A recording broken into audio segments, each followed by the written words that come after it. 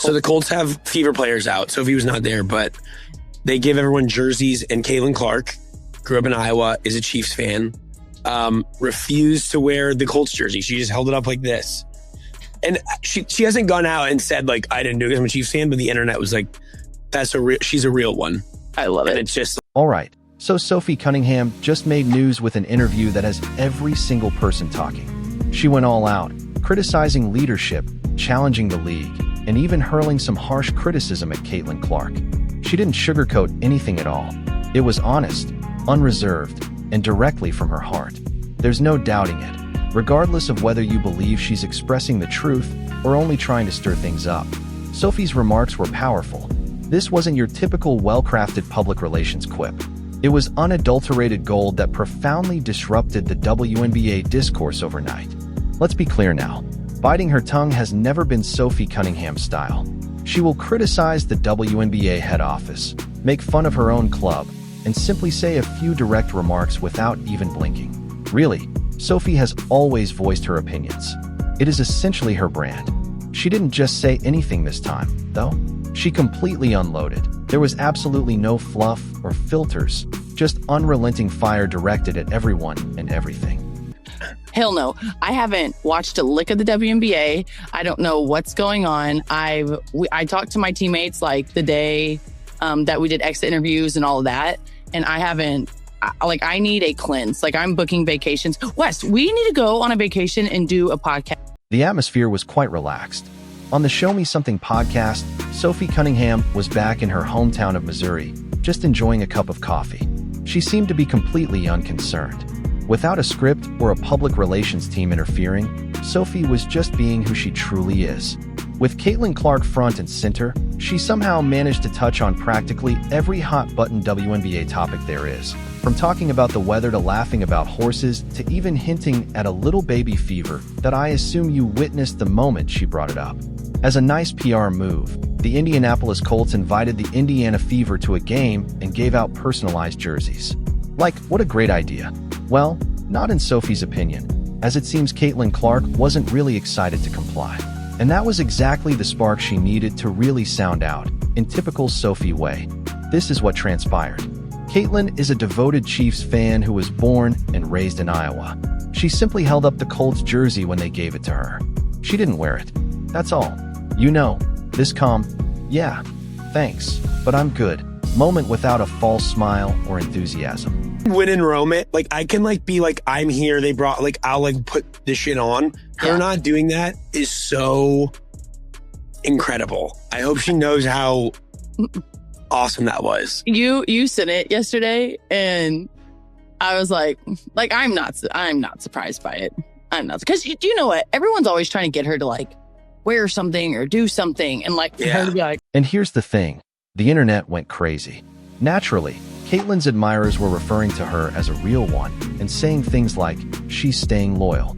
Additionally, memes were spreading like confetti across social media. Sophie rushed in at that point, and her response was just what you would have expected. She stated bluntly, "That was fantastic.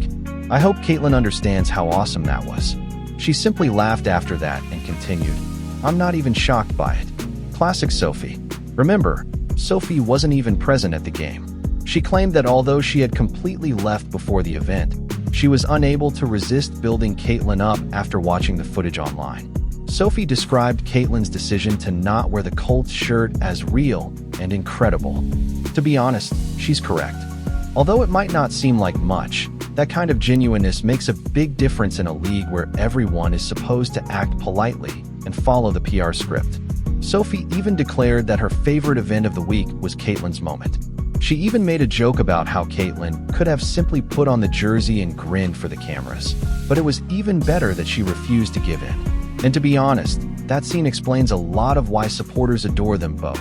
Sophie Cunningham is unabashedly loud, while Caitlin Clark is unabashedly herself. Fans can't get enough of this uncommon respect when an outspoken athlete acknowledges another. However, that was only the start, as Sophie really didn't stop there. She also talked candidly about her own recent scandals, including the one in which she cursed at WNBA executives and was fined as a result. Do you recall her tirade against the lack of basketball knowledge among league executives? Yes, That particular one. Well, Sophie stepped up her game in this interview. "Yeah, I said it, and no, I'm not taking it back," was essentially what she stated. She gave a flawless explanation. She informed the host that she would not retract her statement. "However, my delivery might have been improved. I might have been a little harsh, but it's also just me," she continued after laughing. Classic Sophie, part mic drop, half apology. She even acknowledged that she is attempting to pay more attention to her speech, since whenever she uses a profanity, people assume she is ignorant. She said those precise words. "People often assume that I'm illiterate when I swear, but I'm not. I simply swear." Fair point, to be honest. That's essentially Sophie. Ferocious, passionate, and unadulterated. Her brand is that. The host then inquired as to whether she felt bad about her remarks towards Kathy Angel-Burt or the league office. Sophie remained still. "No, I meant every single thing," she said. "Maybe I shouldn't have cussed, but I meant it."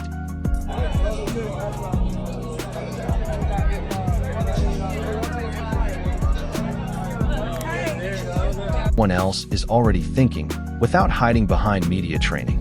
The nicest thing is that Sophie talked about more than just hers. Without even recognizing it, she ended up supporting Caitlin Clark once more. She didn't mince words when asked if she had been watching the WNBA finals. "I'm on a break," she stated, adding that she hasn't seen any WNBA games. "Good luck to whoever wins," she continued. "To be honest, I could care less who wins." Now, she actually made a fairly good argument before anyone accuses her of it. Sophie claimed that she simply needed to unplug after a demanding season that was full of accidents, mayhem, and constant drama.